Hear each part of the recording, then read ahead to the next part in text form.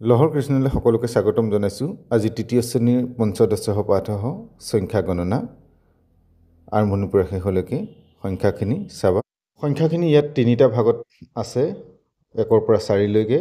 পুলিংগ, স্ত্ৰীলিংগ, ক্লিবলিংগ। একহ একা একম, দ্বৌ দ্বে দ্বে, ত্ৰয়ঃ ত্ৰিশঃ ত্ৰীণি, চত্বাৰঃ চতস্ৰঃ চত্বাৰি। তাৰপিছত আমি এতিয়া 1ৰ পৰা 20লৈকে গাই চাম। একম দ্বে ত্ৰীণি চত্বাৰি পঞ্চ ষট সপ্ত অষ্ট নৱ দশ।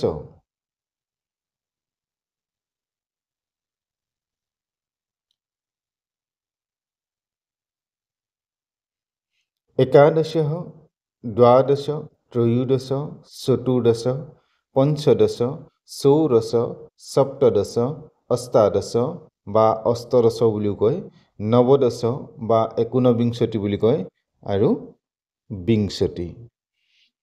আমি বাক্যখিনিতে চাইছোঁ। একহ বালকঃ, এজন ল'ৰা। একা বালিকা, এজনী ছোৱালী। একম পুস্তকম, এখন কিতাপ। দ্বৌ বালকৌ, দুজন ল'ৰা। দ্বে বালিকে, দুজনী ছোৱালী। দ্বে পুস্তকে, দুখন কিতাপ। ত্ৰয়ঃ বালকাঃ, তিনিজন ল'ৰা।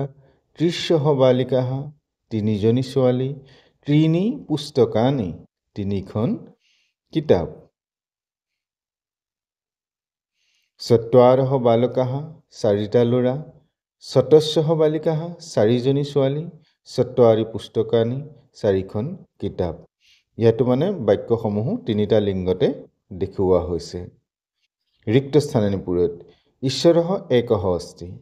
বেদাঃ চত্বাৰঃ সন্তি। সপ্তাহে সপ্ত দিনানি ভৱন্তি।